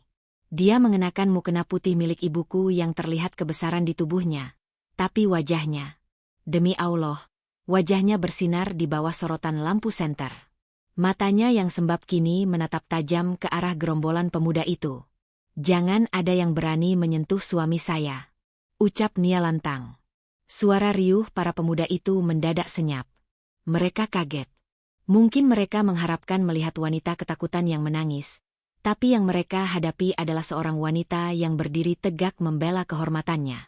Kalian menuduh kami berzina. Kami sudah menikah sah secara agama tadi malam. Kalian menuduh kami penculik. Polisi sudah membebaskan kami karena tidak terbukti. Kalian siapa? Hakim. Tuhan. Berani-beraninya kalian mau membakar rumah orang miskin yang isinya anak yatim dan wanita sakit. Di mana hati nurani kalian? Nia maju selangkah, menantang Anto yang memegang jerigen. Kalau kalian mau bakar rumah ini, bakar saya dulu. Biar seluruh Indonesia tahu, bukan kami penjahatnya, tapi kalianlah iblis yang sebenarnya. Anto mundur selangkah. Tangannya yang memegang jerigen gemetar. Keberanian Nia meruntuhkan mental keroyokan mereka. Di saat yang sama, pintu-pintu rumah tetangga mulai terbuka. Pak RT kampungku, Pak Wahyu, keluar dengan membawa pentungan, diikuti bapak-bapak lain yang baru bangun tidur. Ada apa ini? What Anto? Ngapain kamu bawa-bawa bensin di kampung saya? Bentak Pak Wahyu garang. Warga kampungku, orang-orang pinggir kali yang senasib sepenanggungan denganku, mulai berdatangan. Mereka tidak termakan video viral itu. Mereka kenal aku. Mereka tahu Aris si tukang las yang rajin adzan di musola tidak mungkin menculik anak. Bubarkan. Atau kami panggil polisi lagi. Teriak Pak Wahyu. Melihat jumlah warga kampungku yang lebih banyak dan siap melawan, nyali Anto dan kawan-kawannya ciut. Mereka membuang puntung rokok dengan kesal, meludah ke tanah, lalu berbalik pergi sambil menggerutu. Awas luris. Urusan kita belum kelar. Saat bayangan mereka menghilang di kegelapan gang, kakiku lemas seketika. Aku merosot duduk di lantai teras. Bahuku yang kena pukul tadi terasa nyut-nyutan luar biasa. Nia, kenapa kamu keluar? Bahaya. Desisku sambil memegangi bahu. Nia tidak menjawab. Dia berlutut di sampingku. Dilepaskannya mukena bagian atasnya, menyisakan kaos lengan panjang yang dia pakai. Wajah garangnya tadi hilang, berganti dengan wajah cemas yang luar biasa. Mas berdarah lagi. Bisiknya, Suaranya bergetar menahan tangis. Dia berteriak memanggil Mbak Yuni. "Mbak, air hangat dan kain bersih Mbak. Cepat." Malam itu, di ruang tengah yang sempit di bawah cahaya lampu neon yang remang-remang, terjadi sesuatu yang mengubah perasaanku selamanya. Nia, wanita yang seharusnya membenciku, duduk bersila di hadapanku. Tangannya yang halus dengan telaten membersihkan luka sobek di pelipis dan lebam di bahuku. Jarak wajah kami begitu dekat. Aku bisa mencium aroma sabun bayi dari tubuhnya. Dia pasti memakai sabun Rara tadi. Napasnya hangat menerpa kulit leherku. Setiap kali dia menekan kapas alkohol ke lukaku, dia akan meniupnya pelan-pelan. Fuh, tahan ya Mas. Sakit sedikit. Aku menatap wajahnya lamat-lamat. Bulu matanya yang lentik, hidungnya yang bangir, dan bibirnya yang pucat. "Kenapa Nia?" Tanyaku pelan, memecah keheningan. "Kenapa apanya?" Jawabnya tanpa mengalihkan fokus dari lukaku. "Kenapa kamu membela saya tadi? Kamu bisa diam di kamar. Kamu bisa biarkan mereka menghajar saya. Bukankah saya ini sumber masalahmu?" Gerakan tangan Nia terhenti. Dia mengangkat wajahnya, menatap mataku dalam-dalam. "Mas Aris pasang badan buat aku di alun-alun. Mas Aris pasang badan buat aku di depan pintu tadi. Mas Aris kasih tempat berteduh saat bapakku sendiri membuangku." Suaranya tercekat. Air mata bening menetes dari sudut matanya. "Hanya orang buta yang tidak bisa melihat ketulusan itu, Mas. Status kita memang aneh. Pernikahan ini memang musibah. Tapi Mas Aris bukan orang jahat. Dan aku dididik bapakku untuk tahu balas budi. Balas budi." Hatiku mencelos. Hanya balas budi. Tentu saja Aris. Jangan berharap lebih. Jangan mimpi pungguk merindukan bulan. Sudah selesai. Nia menempelkan plester terakhir di pipiku. Dia membereskan kapas-kapas kotor itu dengan cepat, seolah ingin segera menyudahi momen intim ini. "Istirahatlah Mas. Besok kita pikirkan lagi cara membersihkan nama baik kita." Aku mengangguk. "Terima kasih, Nia." Keesokan paginya, suasana kampung Kout sedikit lebih tenang. Matahari pagi menyelinap masuk lewat celah atap seng, menciptakan garis-garis cahaya debu di dalam rumah. Aku terbangun karena suara riuh anak-anak kecil di luar. Tiba-tiba pintu depan digedor kencang. Bukan gedoran marah, tapi gedoran panik. Aris. Buka Riz." Itu suara Ujang, teman kerjaku di bengkel las. Aku buru-buru membuka pintu. Ujang berdiri di sana dengan napas ngos-ngosan sambil memegang ponselnya. "Ada apa Jang? Mau ada serangan lagi?" Tanyaku waspada. "Bukan. Lihat ini. Lihat.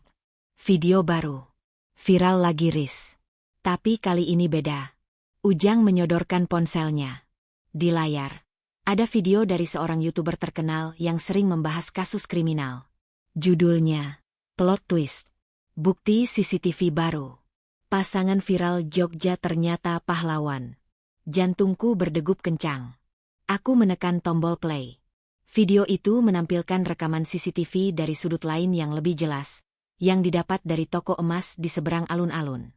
Di video itu terlihat jelas anak kecil itu menangis sendirian lama sekali. Lalu terlihat aku dan Nia datang terpisah.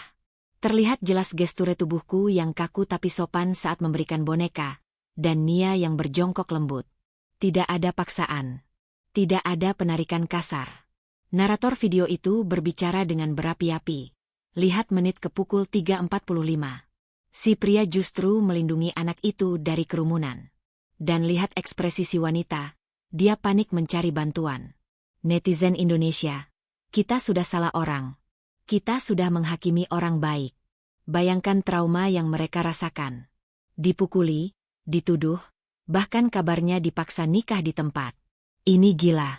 Kita berhutang maaf pada mereka. Aku lemas. Kakiku gemetar saking leganya. Allah Maha Besar. Allah tidak tidur. Doa orang teraniaya benar-benar didengar. Di kolom komentar, ribuan orang yang kemarin menghujat kini berbalik arah. Ya Allah, kasihan banget masnya. Mukanya emang sangar tapi hatinya Hello Kitty. Mbaknya cantik banget, tulus banget nolongnya. Yang nuduh pertama kali harus ditangkap. Provokator. Kawal sampai nama baiknya pulih. Riz. Kamu trending topik Riz. Satu Indonesia sekarang belain kamu. Kata Ujang sambil menepuk bahuku keras-keras. Aku berlari masuk ke dalam rumah. Nia. Nia. Nia sedang menyuapi Rara bubur. Dia kaget melihatku berlari. Ada apa, Mas? Lihat ini. Namamu bersih, Nia. Namamu bersih. Nia melihat video itu. Tangannya menutup mulut. Dia menangis lagi, tapi kali ini tangisan lega. Dia sujud syukur di lantai tanah yang beralaskan karpet plastik itu. Alhamdulillah ya Allah. Alhamdulillah. Bapak pasti lihat ini kan, Mas? Bapak pasti tahu aku nggak salah. Suasana pagi itu penuh haru. Mbak Yuni ikut menangis memeluk Nia. Rara tertawa melihat kami semua menangis bahagia. Meski dia tidak mengerti apa yang terjadi. Rasanya beban ribuan ton di pundakku diangkat seketika. Harapan itu ada. Masa depan Nia bisa selamat. Dia bisa kembali bekerja. Dia bisa kembali ke keluarganya. Dan itu artinya, dia akan segera pergi dari sini. Pergi dari hidupku. Ada rasa nyeri yang aneh di dadaku saat memikirkan kepergiannya. Tapi aku tepis jauh-jauh. Sadar diri, Aris. Tugasmu menyelamatkan dia sudah hampir selesai. Tok, tok, tok. Suara ketukan pintu yang sopan namun tegas terdengar lagi. Siapa lagi ini? Wartawan? Atau polisi? Aku merapikan baju, lalu berjalan membuka pintu. Di depan rumahku yang kumuh, terparkir sebuah mobil sedan hitam mengkilap yang terlihat sangat kontras dengan lingkungan kumuh ini. Orang-orang kampung menonton dari kejauhan. Seorang pria parubaya turun dari mobil. Pakaiannya rapi, batik mahal lengan panjang, peci hitam rapi, dan wajah yang berwibawa namun menyiratkan kemarahan yang tertahan. Di belakangnya, seorang sopir membawakan tas koper. Aku mengenali wajah itu. Wajah yang ada di foto wallpaper ponsel Nia. Bapak, bisik Nia yang muncul di belakangku. Wajahnya pucat pasi. Lebih pucat daripada saat menghadapi preman semalam. Pria itu menatapku dari ujung kaki sampai ujung kepala dengan tatapan merendahkan. Tatapan jijik melihat rumah kardusku. Tatapan jijik melihat menantunya yang berwajah preman. Dia tidak menyapaku. Dia langsung menatap Nia. Kemas barangmu. Kita pulang sekarang. Tapi Pak. Nia mencoba bicara. Saya bilang pulang. Bapak sudah lihat video klarifikasi itu. Kamu memang tidak salah soal penculikan. Tapi kamu sudah membuat malu keluarga dengan menikah siri sama gembel ini. Kata gembel itu diucapkan dengan penekanan yang menyakitkan. Bapak sudah urus pengacara. Pernikahan di bawah tekanan bisa dibatalkan demi hukum. Anggap malam itu tidak pernah terjadi. Masuk mobil. Pak, tunggu dulu. Aku mencoba bersuara. Saya tidak menuntut apa-apa. Tapi tolong jangan kasar sama Nia. Diam kamu. Bentak bapaknya Nia. Telunjuknya menuding tepat di depan hidungku. Jangan pikir karena netizen memuji kamu. Kamu pantas buat anak saya. Kamu itu cuma kecelakaan dalam hidup Nia. Sadar diri. Berapa harga dirimu? Saya bayar sekarang asalkan kamu ceraikan anak saya detik ini juga. Bapak itu merogoh saku jasnya, mengeluarkan dompet tebal, dan melempar segepok uang berwarna merah ke wajahku. Lembaran uang itu berhamburan jatuh ke tanah becek di depan teras. Ambil uang itu. Itu cukup buat beli harga dirimu dan boneka barumu. Jauhi anak saya. Nia menjerit. Bapak, jangan. Mas Aris orang baik.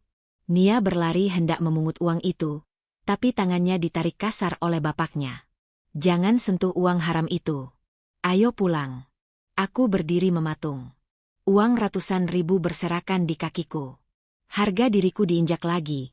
Kali ini bukan oleh masa bodoh, tapi oleh orang tua yang merasa punya segalanya. Aku menatap mata Nia. Dia menangis, meronta. Tangannya terulur ke arahku seolah minta tolong. Mas Aris, tolong aku. Tapi apa dayaku? Itu ayah kandungnya. Wali nasabnya yang asli. Haknya jauh lebih besar daripada aku yang hanya suami darurat. Aku melihat Nia didorong masuk ke dalam mobil mewah itu. Pintu ditutup. Mesin menderu. Mobil itu perlahan mundur, meninggalkan asap tipis dan luka yang menganga lebar di hatiku. Nia pergi, dibawa paksa oleh takdir yang berbeda. Dan aku kembali sendiri. Menatap uang yang berserakan di tanah, yang nilainya mungkin lebih besar dari gaji setahunku, tapi rasanya lebih hina daripada sampah. Apakah ini akhir dari kisah kami? Ataukah ini justru awal dari perjuanganku yang sebenarnya? Untuk pertama kalinya dalam hidupku, aku merasa marah bukan karena dihina, tapi karena kehilangan wanita yang baru kusadari telah mencuri hatiku. Uang itu masih berserakan di tanah yang becek. Lembaran merah bergambar proklamator itu tergeletak tak berdaya, bercampur dengan lumpur bekas hujan semalam. Jumlahnya mungkin puluhan juta. Bagi orang sepertiku, uang sebanyak ini bisa mengubah hidup. Bisa untuk merenovasi rumah kardus ini menjadi layak huni, bisa untuk modal bengkel sendiri, bisa untuk biaya pengobatan Rara sampai sembuh total. Tetangga-tetanggaku masih berdiri mematung di kejauhan.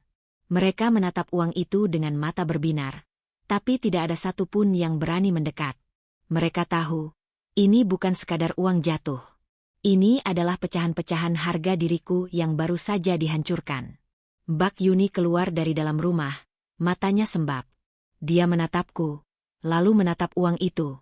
"Riz," panggilnya lirih. Aku tidak menjawab. Aku berjongkok perlahan. Tanganku yang kasar dan penuh kapalan mulai memunguti lembaran uang itu satu persatu. Bukan untuk kusimpan di saku. Demi Allah, bukan untuk kumiliki. Aku membersihkan lumpur yang menempel di setiap lembarannya dengan ujung kaosku. Aku menumpuknya dengan rapi. "Mbak, tolong jaga Rara sebentar lagi," kataku pelan tanpa menoleh. "Kamu mau kemana, Riz? Jangan nekat. Kita orang kecil, jangan melawan orang kaya. Nanti kamu malah dipenjara lagi," cegah Mbak Yuni khawatir. Aku berdiri tegak. Segenggam uang tebal itu kini ada di tanganku. Rasanya panas, seperti memegang bara api. "Aku tidak akan melawan, Mbak. Aku cuma mau mengembalikan apa yang bukan hakku." Dia pikir aku ini sampah yang bisa dibeli. Dia pikir cintaku pada kemanusiaan dan janjiku pada putrinya bisa ditukar dengan kertas-kertas ini. Dia salah besar. Aku berjalan menuju sepeda motor bututku yang terparkir di ujung gang. Motor Honda tua tahun 90-an yang knalpotnya sudah keropos. "Riz, tunggu." Ujang berlari menghampiriku. Dia menyerahkan sebuah kertas kecil. Tadi sopirnya buang struk tol pas putar balik mobil. Ada alamat di kop surat yang jatuh dari saku jas bapak itu. Mungkin ini alamat rumahnya. Kawasan elit di Jalan Kaliurang atas. Aku menerima kertas itu. "Terima kasih, Jang. Doakan aku." Bismillah. Aku menstarter motor. Suaranya menderu kasar, sangat kontras dengan keheningan pagi itu. Aku memacu motor membelah kepadatan lalu lintas Yogyakarta. Angin menerpa wajahku, mengeringkan sisa air mata yang tadi sempat menetes. Di kepalaku hanya ada satu tujuan. Aku harus mengakhiri drama ini dengan cara laki-laki. Aris si tukang las mungkin miskin harta, tapi Aris si tukang las tidak miskin kehormatan. 1 jam perjalanan, aku sampai di sebuah kawasan perumahan mewah di utara Yogyakarta. Rumah-rumahnya besar bak istana. Pagarnya tinggi menjulang seolah menyiratkan bahwa penghuninya tidak ingin tersentuh oleh debu kemiskinan. Aku berhenti di depan sebuah gerbang besi hitam yang kokoh sesuai dengan alamat di kertas itu. Satpam berseragam rapi langsung menghadangku. "Weh, mau ngapain?" "Salah alamat, Mas. Di sini nggak terima sumbangan," usirnya ketus, melihat penampilanku yang lusuh. "Saya bukan mau minta sumbangan. Saya mau ketemu Bapak Heru, pemilik rumah ini." Bilang saja Aris, menantunya, datang mengantar titipan. Satpam itu terbahak. "Menantu? Ngimpi kamu siang bolong. Pergi sana atau saya panggil anjing penjaga." Tiba-tiba gerbang otomatis terbuka perlahan. Sebuah mobil sedan hitam yang tadi pagi datang ke rumahku, hendak keluar lagi. Mobil itu berhenti tepat di depanku. Kaca jendela belakang turun perlahan. Wajah bapaknya Nia muncul, menatapku dengan kaget bercampur jijik. "Kamu, berani sekali kamu datang ke sini. Mau minta tambah uangnya?" "Kurang," bentaknya. Aku turun dari motor. Aku berjalan tenang mendekati jendela mobil itu. Satpam hendak menahanku, tapi bapak itu memberi isyarat tangan untuk membiarkanku. Saya tidak butuh tambahan, Pak. Jawabku tegas. Lalu tanganku bergerak cepat. Aku melemparkan gepokan uang yang sudah kubersihkan tadi ke pangkuannya lewat jendela mobil yang terbuka. Bug! Tumpukan uang itu mendarat tepat di atas paha jas mahalnya. Ambil kembali uang bapak. Kata-kataku meluncur tenang namun tajam. Bapak itu terperanjat. Dia memegang uang itu dengan tangan gemetar. Apa maksudmu? Kamu tolak rezeki. Kamu sok suci. Pak, dengar saya baik-baik. Saya memang miskin. Rumah saya di pinggir kali, bau got, dan atapnya bocor. Tapi demi Allah yang menciptakan langit dan bumi, harga diri saya tidak dijual. Saya menikahi putri bapak bukan karena nafsu, bukan karena harta, tapi karena nyawanya terancam. Saya melindunginya semampu saya. Aku menatap matanya tajam, tidak ada rasa takut sedikitpun. Bapak boleh hina saya gembel. Tapi gembel ini yang pasang badan saat putri bapak mau dibakar massa. Gembel ini yang memberi dia tempat tidur saat bapak sendiri menutup pintu rumah karena malu. Uang bapak tidak laku buat saya. Silakan pakai uang itu untuk beli obat hati, supaya bapak sadar kalau kehormatan manusia tidak diukur dari tebalnya dompet. Bapak itu terdiam. Wajahnya merah padam, tapi mulutnya terkunci. Dia tidak pernah menyangka akan diceramahi oleh orang yang dia anggap sampah. Permisi.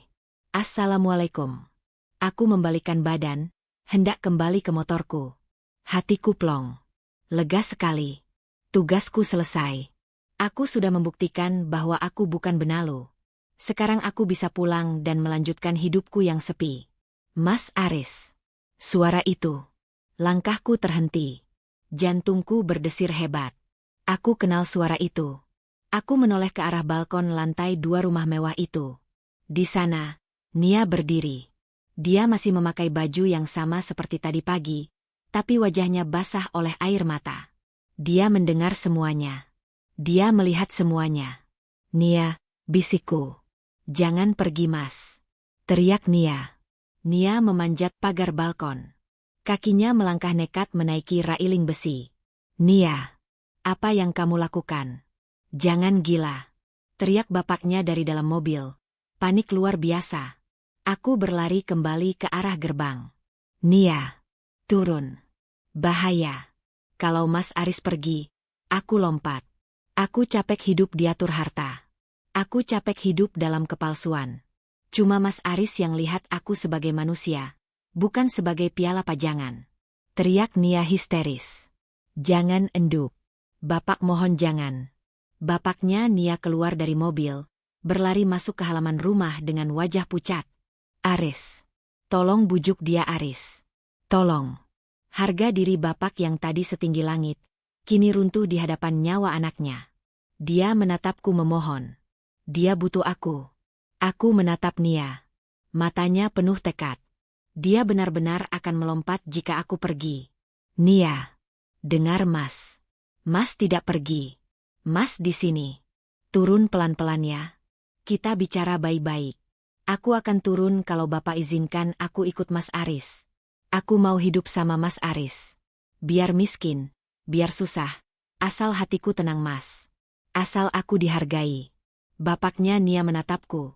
Lalu menatap putrinya di atas sana. Dia melihat tumpukan uang di mobilnya yang ditolak mentah-mentah olehku. Dia sadar. Uangnya tidak bisa menyelamatkan putrinya saat ini. Hanya ketulusan yang bisa. Bapak itu menunduk, bahunya lemas. Dia kalah. Turunlah Nia. Bapak. Bapak izinkan. Bawa suamimu masuk. Kita bicara. Nia menangis lega. Dia perlahan turun dari pagar balkon dan masuk kembali ke dalam kamar. 5 menit kemudian, pintu utama rumah mewah itu terbuka. Nia berlari keluar. Dia tidak peduli ada satpam. Dia tidak peduli ada tetangga kaya yang menonton. Dia berlari kencang dan langsung menubruk tubuhku. Dia memelukku erat sekali. Aromanya, tangisnya, detak jantungnya, semuanya nyata. Mas Aris bodoh. Kenapa uangnya dibalikin? Kita kan butuh uang. bisiknya di sela tangis, tapi nadanya bercanda.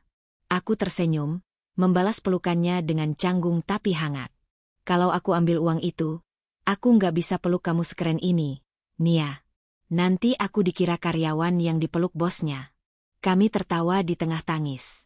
Sebuah tawa kelegaan yang luar biasa. Bapaknya Nia berjalan mendekati kami. Wajahnya masih kaku, gengsinya masih tinggi, tapi tatapannya sudah berubah. Tidak ada lagi jijik, yang ada adalah rasa hormat yang tersembunyi. Aris, katanya datar. Iya, Pak. Saya tidak akan minta maaf. Saya orang tua, saya punya gengsi. Tapi, kalau kamu benar-benar laki-laki, buktikan kamu bisa bahagiakan anak saya tanpa uang saya. Mulai hari ini, Nia tanggung jawabmu. Jangan harap saya kasih modal sepeser pun. Saya mau lihat, seberapa kuat cintamu itu. Itu tantangan, Pak. Tanyaku. Itu ujian. Kalau kamu gagal, Nia saya ambil paksa. Aku tersenyum mantap. Aku menjabat tangan bapaknya erat-erat. Tanganku yang kasar bertemu tangannya yang halus. Siap, Pak. Saksikan kami. Saya akan bikin Nia bahagia dengan keringat saya sendiri. Dan suatu hari nanti, Bapak akan bangga punya menantu tukang las. Bapak itu mendengus, tapi sudut bibirnya sedikit terangkat. Ya, kita lihat saja nanti. Sana pergi. Bawa istrimu yang keras kepala ini. Pusing saya. Aku menuntun Nia menuju motor bututku. Nia naik ke boncengan tanpa ragu. Dia memeluk pinggangku erat, menyandarkan kepalanya di punggungku yang masih sakit bekas pukulan warga. Kita pulang kemana, Mas? Ke pinggir kali lagi. Tanya Nia. Iya. Ke istana kardus kita. Tapi kali ini, aku janji atapnya nggak akan bocor lagi. Aku akan kerja lembur buat benerin gentengnya. Nia tertawa renyah. Suara tawa yang paling indah yang pernah kudengar. Asal sama Mas Aris, kehujanan pun aku rela. Motor tuaku melaju meninggalkan kawasan elit itu. Kami kembali membelah jalanan Yogyakarta. Bukan sebagai buronan, bukan sebagai korban fitnah, tapi sebagai sepasang suami istri yang baru saja memenangkan perang terbesar dalam hidup. Di perjalanan, kami melewati alun-alun tempat kejadian petaka itu bermula. Boneka beruang merah muda itu sudah tidak ada di sana. Mungkin sudah dibuang petugas kebersihan. Tapi aku tidak sedih lagi. Boneka itu hilang, tapi gantinya, aku mendapatkan bidadari nyata yang memelukku dari belakang. Takdir Allah memang misterius. Kadang dia mengirim petir yang menakutkan, hanya untuk menunjukkan pelangi yang indah setelahnya. Niat awalku hanya ingin memberi boneka, tapi Allah memberiku cinta sejati. Dan kepada kalian semua yang menonton video ini, yang pernah menghujat, atau yang kemudian membela kami. Terima kasih. Kalian mengajarkan kami bahwa jari-jari netizen bisa membunuh, tapi hati nurani yang bersih akan selalu menang. Aku Aris, dan ini istriku Nia. Kami pamit undur diri dari drama viral ini. Kami mau memulai hidup nyata. Hidup yang sederhana, tapi penuh rasa syukur. Wassalamualaikum warahmatullahi wabarakatuh.